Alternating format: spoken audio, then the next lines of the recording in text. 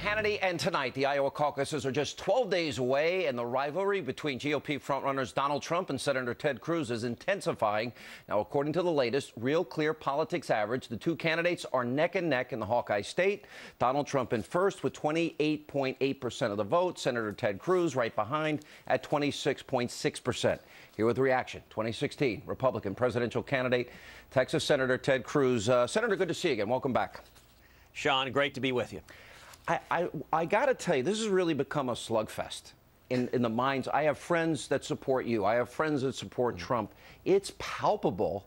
And there's almost like an anger that's building between the two camps. From your perspective, how do you see this competition? Well, listen, I agree that Donald seems to be getting very angry. I mean, he's rattled and he's tossing out a lot of insults. I have no intention of responding in kind. I don't intend to insult him. In fact, I like Donald. I respect him. And I'm not interested in getting into a mudslinging fight. So if he wants to do that, that's his choice. But I won't be doing it. What I will be doing is keeping the race focused on issues and substance. I think that's what the voters expect. I think that's what they deserve. And right now, the men and women of this country are trying to make the determination who is best prepared to be commander-in-chief, and who can we trust to be a consistent conservative. We're tired of getting burned. Who can we trust to actually deliver on and do what they say they'll do? Do you now see this as a two-man race? I mean, I'm looking at polls. Obviously very tight in Iowa.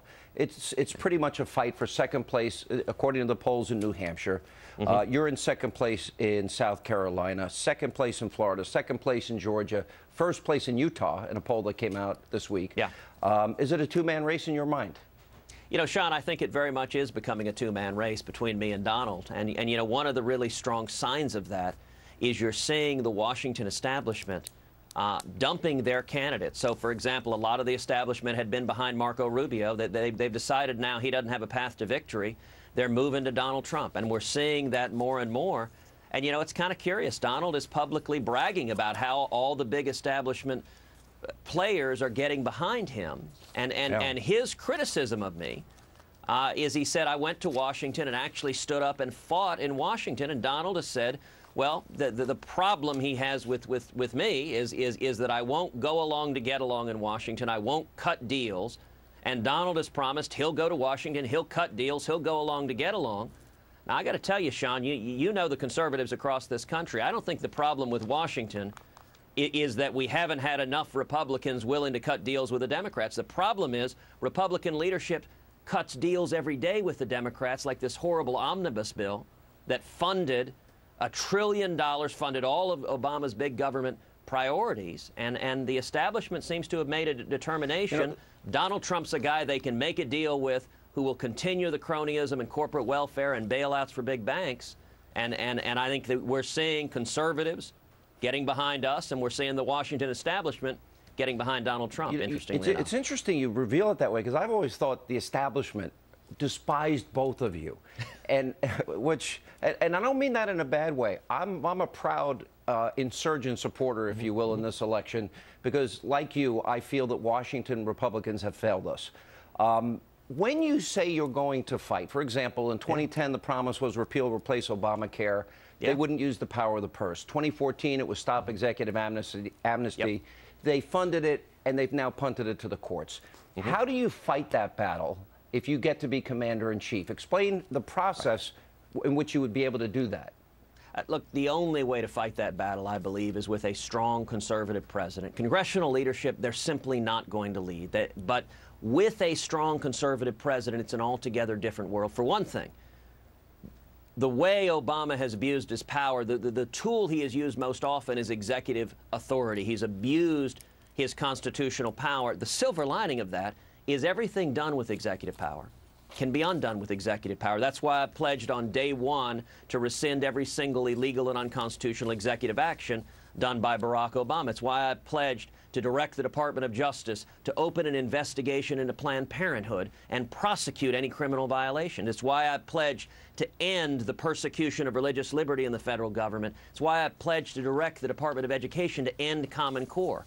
A strong, vigorous executive can undo the damage of the Obama administration. But secondly, when it comes to Congress, a president that is prepared to say to congressional leadership, if you send me a bill that is filled with corporate welfare, that's filled with pork, that's filled with cronyism, I will veto it. That's what Reagan did, and it changed the entire direction of this country. That's exactly what I'm committed to doing as well. Let's talk about the trajectory of the race. When you were recently on my radio show, you said, no, Iowa's not a must-win for the Cruz campaign, for your campaign. Talk about the path for the primary, through the primary, and tell me in a general election, what states do you believe a Ted Cruz candidacy could put in play against either Hillary or Bernie or maybe Elizabeth Warren and Joe Biden? I don't know if Hillary, in fact, got indicted.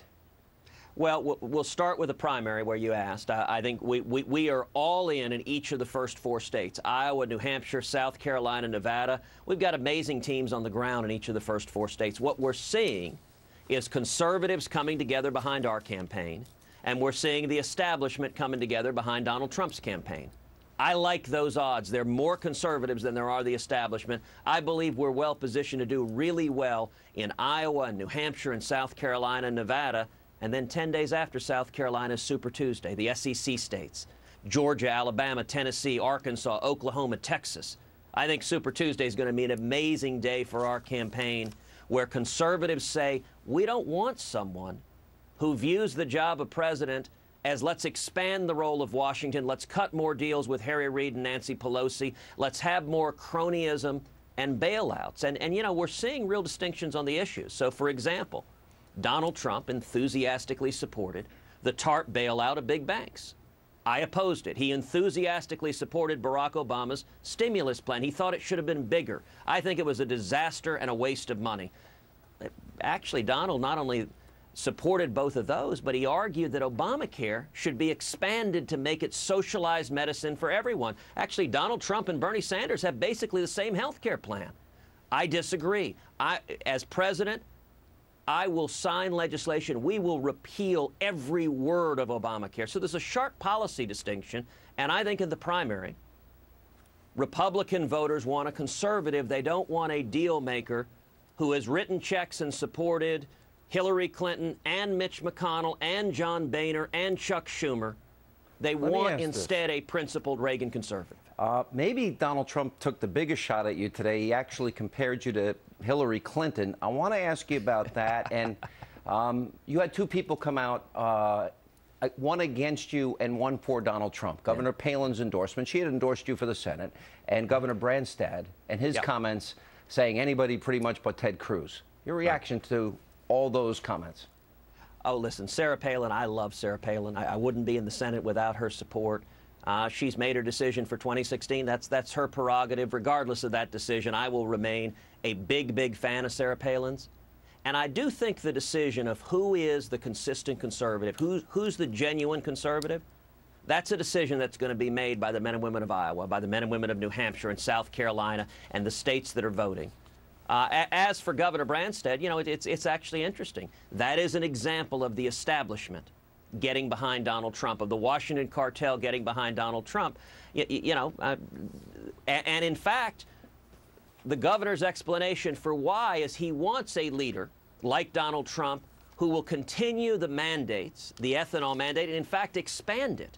You know, my view is we should have no mandates at all, no subsidies, no Washington picking winners and losers, no cronyism, but rather a level playing field. That's why my tax plan is a simple flat tax, 10% for everybody, no mandates, no subsidies for oil and gas, no subsidies for ethanol, for wind, for solar, for anybody else. Washington is not in the influence playing business. We bring power back to the people. I think that's what the Republican voters are looking for. And when we come back, we'll have more with Senator Ted Cruz. He'll give his closing arguments heading into Iowa, but coming up next. You were the official in charge. Did you wipe the service? What, like with a cloth or something? No. Well, no. You mean like with a cloth or something? Anyway, a new report reveals that Hillary Clinton had emails that were beyond top secret on her private server. Now, could this new development put her behind bars? Senator Ted Cruz will weigh in, also tonight. I cannot talk about Hillary Clinton without also acknowledging the horrific gendered attacks on every aspect of her character that she's endured from the media. Now, some of Hillary Clinton's biggest supporters, like Hollywood liberal Lena Dunham, Well, now reportedly second-guessing Hillary over her role in her husband's numerous scandals. All of that, plus 2016 GOP presidential candidate Senator Marco Rubio are here tonight on Hannity. Be any more serious. The Intelligence Community Inspector General, Charles McCullough, laid out findings after review by the intelligence agencies, identifying several dozen additional classified emails, including special access programs, SAP, a level of classification beyond top secret. Now, that would be multiple felonies that we're talking about here. Yeah. Do you suspect she might not end up being the nominee, but might end up being indicted? Listen, these are very, very serious charges coming from the Inspector General. The SAP files, which is the higher level of classification, the reason they get that higher level of classification is because you can reveal intelligence collection methods and sources. The reason it has that classification is you don't want our covert operatives at risk, potentially at risk of being compromised or even kidnapped or murdered by revealing the information, the intelligence that they have collected. And for her to have this on an unsecured server that I guess it was reported was in a bathroom somewhere, that is a very, very serious allegation. And I would note General Petraeus was criminally prosecuted, and right now the Obama Pentagon is trying to strip him of one of his stars for doing what appears on the face to be much, much less than Hillary Clinton did. It really raises the suspicion that the Obama White House is behaving as it always does, putting politics ahead of the law and ahead of defending this nation's interest in national security. I want to go back to what came up in the debate, this New York values issue. It was an issue that came up that I took personally, and the result was I got many invitations to become citizens of other states or certainly move to those states. But Andrew Cuomo said this about conservatives. I want you to listen. Who are they? Are they these extreme conservatives who are right to life, pro-assault weapon, anti-gay? Is that who they are? Because if that's who they are, and if they are the extreme conservatives, they have no place in the state of New York. Because that's not who New Yorkers are. I'm pro-life. I am pro-Second Amendment. I'm pro-traditional marriage. I'm not anti-anything. That is a pretty severe thing for the governor of a state to say, basically saying I'm not wanted in this state. And they do take a lot of my tax money. I will point out to you, nearly 10% state, nearly 4% city tax. Your reaction? Well, look, that comment reflects the arrogance of the big government liberals who had been running New York politics for a long time. That comment manifests exactly what New York values are. And you know, I would note that the phrase New York values, when I brought it up, it came originally from Donald Trump. From his own words, he did an interview with Tim Russert, long interview, where he explained his views, that he was very, very, very pro-choice, that he supported partial birth abortion, which is really an extreme view on the issue of life, that he was in favor of partial birth abortion and he was open to gay marriage because he had been born and raised in New York. And his background, he said he has the views of New York, and the New York views and New York values are different, and he explicitly says they're different from Iowa values. Well, he's right in that. And it's interesting that Donald took such offense when I repeated his own words and said, well, he reflects New York values. You apologized to New Yorkers on my radio show. I did indeed. I apologized to the millions of conservatives in New York who've been abandoned by liberal politicians. I apologized to all the men and women that want to work in New York but can't because Governor Cuomo has banned fracking, and so they don't get high-paying jobs that people just south in Pennsylvania get. I apologized to all of the African-American children who Mayor de Blasio tried to throw out of their charter schools, which were giving them a lifeline to the American dream. And I apologized in particular to the cops and to the firefighters and all the 9/11 heroes who had no choice but stand and turn their back on Mayor de Blasio because over and over again he sides with the criminals and looters rather than the brave men and women of blue. Let me give you an opportunity. We're going to be in Iowa next week, so I assume we'll have you on the program at least one more time before the Iowa caucuses. But in fairness, I'll give Mr. Trump, I agree this is right now looking like a two-man race, an opportunity to do so as well. But closing arguments, policy differences, foreign policy, the Iranian deal, what would Ted Cruz, Senator Cruz, President Cruz White House look like versus, in your mind, a Donald Trump White House? Well, Sean, every one of us has had the experience of supporting politicians who say good things on the campaign trail and then they don't do what they say. It's why people are so frustrated with Republican leadership in Congress, because we were promised if we had Republican majorities in Congress, they would do something. They wouldn't just cut deals with Harry Reid and the Democrats.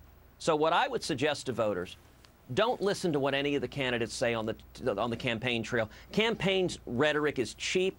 Ignore what I say, ignore what Donald says. Look to our records. Who has actually stood up and fought? If you say you're going to take on Washington, when have you stood up and led the fight? For example, every Republican says they oppose Obamacare. The question you ought to ask, in 2013, when we had an epic drag-down battle, where were you in that fight? I was standing with millions of Americans leading the fight against Obamacare. Mr. Trump was nowhere to be found. He was not part of that fight. He didn't show up for that fight. In 2013, when Harry Reid and Barack Obama and Chuck Schumer came after the Second Amendment right to keep and bear arms, millions of Americans rose up to defend our constitutional rights. Once again, I was proud to lead that fight. Once again, Mr. Trump was nowhere to be found. He had been advocating previously for restricting so-called assault weapons, and when it came a time to defend the Second Amendment, he wasn't there. And even on amnesty, you know, on the campaign trail, Donald likes to talk a lot about amnesty. Well, we had an epic drag-down battle in 2013 on amnesty, where President Obama and Chuck Schumer joined with establishment Republicans like Marco Rubio to push through a massive amnesty plan. And it passed the Senate. It was about to pass the House. You remember, Sean, Republican leadership in the House was going to join with the Democrats and pass it over the objections of Republicans. And I stood shoulder to shoulder with Jeff Sessions and Steve King and millions of Americans defending our sovereignty, standing against amnesty, fighting to secure the borders. On the other side was Marco Rubio, who's with Chuck Schumer and Barack Obama.